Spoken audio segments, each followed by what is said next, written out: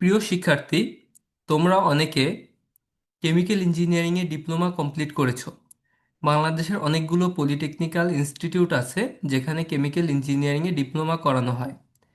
কিন্তু diploma complete করার পরে তোমরা যদি ডুয়েটে চান্স না পাও, তাহলে তোমাদের হাতে অপশন খুবই কম। বাংলাদেশে কেবলমাত্র একটি প্রাইভেট ইউনিভার্সিটি আছে যেখানে কেমিক্যাল ইঞ্জিনিয়ারিংয়ে বিএসসি করানো হয়। এটি হচ্ছে ZH Sikdar university of science and technology. আজকে আমি এই ইউনিভার্সিটির কিছু খারাপ দিক এবং কিছু ভালো দিক নিয়ে আলোচনা করব। এর পাশাপাশি এই ইউনিভার্সিটিতে অফার করে এরকম কিছু প্রোগ্রামের টিউশন ফিস এবং ওয়েভার ফ্যাসিলিটি কি কি আছে এই বিষয়ে আলোচনা করব। প্রথমে ইউনিভার্সিটির কিছু ভালো দিক নিয়ে আলোচনা করা যাক। মূলত তোমরা জানো ইউনিভার্সিটিটি কিন্তু ঢাকা থেকে বেশ দূরে শরীয়তপুরে অবস্থিত, এবং শরীয়তপুরে অবস্থিত হওয়ার কারণে এখানে ইউনিভার্সিটির ক্যাম্পাস এবং আশপাশের পরিবেশ খুবই সুন্দর।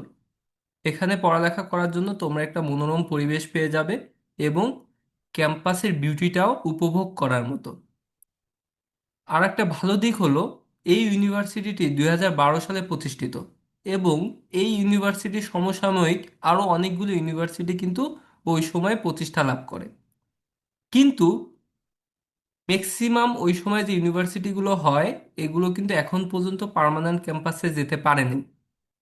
সেই দিক থেকে এই ইউনিভার্সিটিটি এক্সেপশনাল। এই ইউনিভার্সিটি প্রথম থেকে পার্মানেন্ট ক্যাম্পাসে অপারেট করতেছে। প্রায় 4.5 একর জমিতে ইউনিভার্সিটির ক্যাম্পাসটি প্রতিষ্ঠিত। এছাড়া ইউনিভার্সিটিতে মেল এবং ফিমেল দুই ধরনের স্টুডেন্টেরই থাকার ব্যবস্থা আছে। এছাড়া ইউনিভার্সিটির ল্যাব ফ্যাসিলিটি খুবই ভালো। আর একটা খুব ভালো ব্যাপার যদি বলি, এই ইউনিভার্সিটির প্রতিষ্ঠাতা হচ্ছে জেডএস শিকদার। উনি করোনা প্যান্ডেমিকের সময় মারা গেছিলেন। উনি মূলত শিকদার গ্রুপের মালিক। উনি ন্যাশনাল ব্যাংক, বাংলাদেশের দুইটা মেডিকেল কলেজ, একটি ডেন্টাল কলেজ সহ অনেকগুলো প্রতিষ্ঠানের মালিক উনি। সো ওনার প্রতিষ্ঠা করা একটা ইউনিভার্সিটি এবং ওনার নামের একটা ইউনিভার্সিটি ডেফিনেটলি খারাপ এমন কোনো কিছু করবে না যাতে ইউনিভার্সিটির নাম খারাপ হয়। এবং অন্যান্য প্রাইভেট ইউনিভার্সিটির মতো এই ইউনিভার্সিটিটা বিজনেস ওরিয়েন্টেড মনে হচ্ছে না। কারণ যদি এটা বিজনেস ওরিয়েন্টেড ইউনিভার্সিটি হতো সেক্ষেত্রে তাদের ফোকাস থাকতো সিটির ভিতরে থাকার বা বেশি পরিমাণ স্টুডেন্ট নেওয়া যায় এমন টার্গেট তাদের থাকতো, কিন্তু ইউনিভার্সিটির অ্যাক্টিভিটিস দেখে এরকম কোনো কিছু মনে হচ্ছে না। এটা ডেফিনেটলি খুবই ভালো একটা সাইন, এবং এই ক্ষেত্রে ইউনিভার্সিটিতে পড়ালেখা করলে স্টুডেন্টের রিস্ক অনেক কম।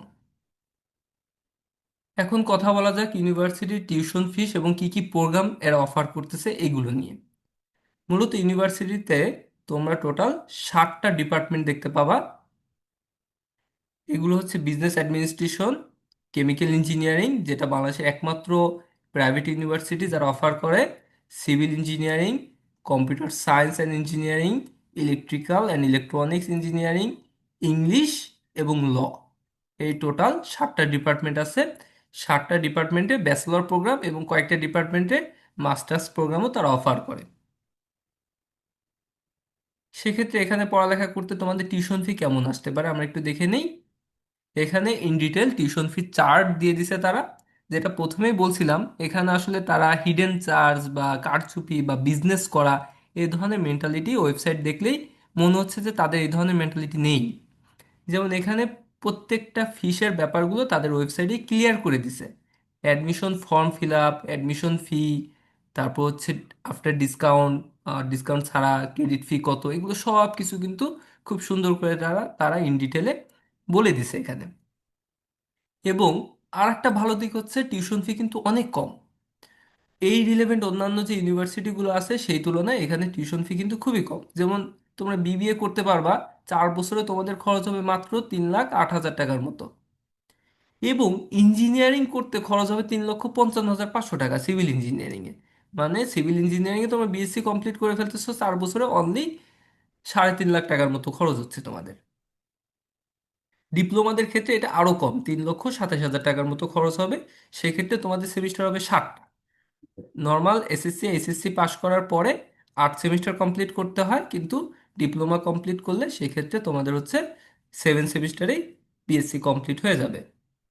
তো এরকম ম্যাক্সিমাম রিলেভেন্ট যে ডিপার্টমেন্টগুলো আছে এগুলো কিন্তু খরচ তুলনামূলক অ্যারাউন্ড 3.5 লাখ টাকার মতো। তোমাদের কেমিক্যাল ইঞ্জিনিয়ারিংয়ে পড়তে 3,57,600 টাকার মতো খরচ হবে। বাংলাদেশে কিন্তু অন্য কোনো প্রাইভেট ইউনিভার্সিটি এই কোর্সটা অফার করে না বা এই ডিগ্রিটা অফার করে না। সেক্ষেত্রে কেমিক্যাল ইঞ্জিনিয়ারিংয়ে তারা চাইলে কিন্তু এটা টিউশন ফি আরও অনেক বাড়ায় দিতে পারতো, কিন্তু তারপরও এখানে টিউশন ফি কিন্তু খুবই রিজনেবল। মোটামুটি মধ্যবিত্ত ফ্যামিলির স্টুডেন্ট যারা আসো, যারা হচ্ছে ব্র্যাক, নর্থ সাউথ বা এই ধরনের ইউনিভার্সিটি এফোর্ড করো না, তাদের ক্ষেত্রে কিন্তু এই ইউনিভার্সিটিটা খুবই ভালো একটা চয়েস হবে আমার মনে হয়। দেখো অন্যান্য প্রোগ্রামও রিলেভেন্ট, যেমন তোমরা এলএলবি করতে তোমাদের খরচ হবে 3,55,000 টাকার মতো, বিএ ইন ইংলিশ 3,13,000। এছাড়া মাস্টার্সেও কয়েকটা প্রোগ্রাম আছে যেগুলো খরচ তুলনামূলক অনেক কম। যেমন তোমরা যদি ইংলিশে এমএ করো সেক্ষেত্রে খরচ হবে 80,000 টাকার মতো, এবং 2 বছরে যদি এমএ করো সেক্ষেত্রে 1,44,000 টাকার মতো তোমাদের খরচ হবে। তাহলে সবগুলো প্রোগ্রামে আমরা মোটামুটি দেখতেছি টিউশন ফি রিলেটিভলি কম আছে। আরও একটা মজার ব্যাপার আছে, এটা হচ্ছে এখানে ওয়েভার ফ্যাসিলিটি আছে। যেমন তোমাদের যদি এসএসসি এইচএসসি দুইটাতেই A+ থাকে, মানে হচ্ছে জিপিএ 5, মানে দুইটা মিলায় যদি 10 থাকে, সেক্ষেত্রে কিন্তু ক্রেডিট ফির উপর তোমার 100% ওয়েভার পেয়ে যাচ্ছ। ডিপ্লোমাদের ক্ষেত্রে হচ্ছে তোমাদের এসএসসিতে যদি জিপিএ 5 থাকে এবং ডিপ্লোমাতে 3.8, মানে আউট অফ 4 3.8 যদি থাকে, তোমাদের ক্ষেত্রে একই কথা, তোমরা ক্রেডিট ফি টোটালি ফ্রি পেয়ে যাচ্ছ। এছাড়া যাদের হচ্ছে এসএসসি এইচএসসিতে 9.5, তাদের ক্ষেত্রে 20% ওয়েবার আছে। এবং আরেকটা খুব ইন্টারেস্টিং ব্যাপার হচ্ছে, তারা যেহেতু ভিলেজে অবস্থিত একটি ইউনিভার্সিটি, তাদের কিন্তু একটা ভিলেজের স্টুডেন্টের প্রতি একটা ফোকাস আছে। তাদের মেন টার্গেট হচ্ছে ভিলেজকে কিছুটা ডেভেলপ করা, ভিলেজের স্টুডেন্টদেরকে তাদের ইউনিভার্সিটির দিকে আকর্ষণ করানো। তোমরা দেখো যে 3% কোটা তারা দিয়ে রাখছে ভিলেজের স্টুডেন্টদের ক্ষেত্রে। এছাড়া ইউজিসির রুলস অনুসারে ফ্রিডম ফাইটার ছেলে মেয়ে হলে তাদের জন্য 3% কোটা আছে। এছাড়া মেরিট বেসড আরও কিছু স্কলারশিপ তারা অফার করতেছে। তো সেক্ষেত্রে তোমাদের তো টিউশন ফি এমনিতেই এই ইউনিভার্সিটিতে কম আছে। এছাড়া আরও কিছু টিউশন ফি ওয়েভারও তোমরা পেতে পারো যদি তোমরা ওরকম ভালো রেজাল্ট তোমাদের থাকে। এইগুলো গেল মোটামুটি ভালো সাইন যেটা আমরা এই ইউনিভার্সিটি থেকে পাচ্ছি। খারাপ দিকগুলো যদি বলতে হয়, প্রথমত হচ্ছে ইউনিভার্সিটিটা কিন্তু ঢাকা সিটি থেকে বেশ দূরে অবস্থিত, এটি হচ্ছে শরীয়তপুরে অবস্থিত। সেক্ষেত্রে এখানে পড়ালেখা করলে তোমরা কিছুটা কনফাইন্ড হয়ে যাবা। মানে সিটিতে স্টুডেন্ট যারা পড়ালেখা করে তাদের নলেজ যেভাবে গেইন করার একটা সুযোগ থাকে, তোমরা কিন্তু ওইভাবে আসলে একটা কমিউনিটি গড়ে তোলা বা ওইভাবে নলেজ গেইন করা, এই সুযোগটা তোমাদের কিছুটা কমে যেতে পারে। তবে ফর্চুনেটলি পদ্মা সেতু হওয়ার কারণে শরীয়তপুরের সাথে কিন্তু ঢাকার ডিস্টেন্স কমে এসেছে। খুব সহজেই ঢাকা টু শরীয়তপুর ট্রাভেল করা যায়। তো সেই ক্ষেত্রে এই সমস্যাটা তোমরা চেষ্টা করলে কাটায় উঠতে পারবা। এছাড়া টেকনোলজির সাথে সবসময় কানেক্টেড থাকবা, সেক্ষেত্রে আশা করি খুব একটা প্রবলেম হওয়ার কথা না। সেকেন্ড যে খারাপ দিকটা বলতে হয়, 1 বছর আগে কয়েকটা রিপোর্ট হয়েছিল যেখানে দেখা গেছে যে এই ইউনিভার্সিটি থেকে কিছু স্টুডেন্ট মাস্টার্স করেছে, কিন্তু তারা সার্টিফিকেট পায় নাই। এটার কারণ কি? কারণ হচ্ছে ওই সময় ইউজিসি থেকে তারা অ্যাপ্রুভড ছিল না, তাদের এই প্রোগ্রামগুলো মাস্টার্স প্রোগ্রাম এটা অ্যাপ্রুভড ছিল না, যার কারণে তারা কিছুটা সাফারার হয়েছে।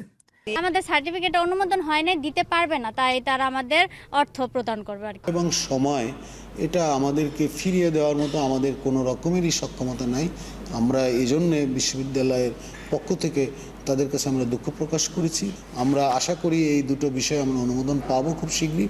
অনুমোদন পাওয়ার পরে তারা অনেকেই হয়তো এই কোর্সে আবার তারা ভর্তি হবে। যদিও পরবর্তীতে ইউনিভার্সিটি এটা স্বীকার করছে এবং তারা তাদের টিউশন ফি ফিরিয়ে দেওয়ার কথা বলছে, অথবা পরবর্তীতে তারা মাস্টার্স করলে তাদেরকে সেই সুযোগ দেওয়ার কথা বলছে। কারণ বর্তমানে কিন্তু ইউনিভার্সিটিটা মাস্টার্স প্রোগ্রামের জন্য অ্যাপ্রুভড। তোমরা যদি ইউজিসির ওয়েবসাইটে যাও সেক্ষেত্রে দেখবা যে এই ইউনিভার্সিটিটা 2012 সালে প্রতিষ্ঠা হয়।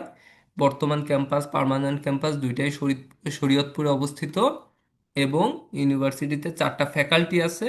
আমরা যদি যে কোনো একটা ফ্যাকাল্টিতে ঢুকি, এখানে কিন্তু দেখো এমবিএ প্রোগ্রাম কিন্তু বর্তমানে অ্যাপ্রুভড, ঠিক আছে। তারপর ধরো আরেকটা প্রোগ্রামে আমরা ঢুকি, হিউম্যানিটিসে ঢুকি, এখানে কিন্তু হিউম্যানিটিস হচ্ছে masters of arts in English 1 year, masters of arts in English 2 years, এরকম দুইটা মাস্টার্স প্রোগ্রাম আছে। এছাড়া ফ্যাকাল্টি অফ সায়েন্সে মাস্টার্স অফ পাবলিক হেলথ তারা কিন্তু অফার করতেছে। সুতরাং ওই সময় হয়তো ইউজিসি থেকে অ্যাপ্রুভড ছিল না, তবে বর্তমানে অ্যাপ্রুভড আছে। আর যে কোনো ইউনিভার্সিটিতে তোমরা ভর্তি হও না কেন, তোমরা কিন্তু অবশ্যই ইউজিসির ওয়েবসাইটে ঢুকে আগে চেক করে নিবা তারা উক্ত প্রোগ্রামের জন্য অ্যাপ্রুভড আছে কিনা। আর একটা খারাপ দিক যদি বলতে হয়, তাহলে প্রথমে হোম পেজে গেলেই দেখবা সেখানে হচ্ছে ফাউন্ডারের মেসেজ আছে। তা ফাউন্ডারকে এটা বলছিলাম যে উনি হচ্ছে শিকদার গ্রুপের মালিক।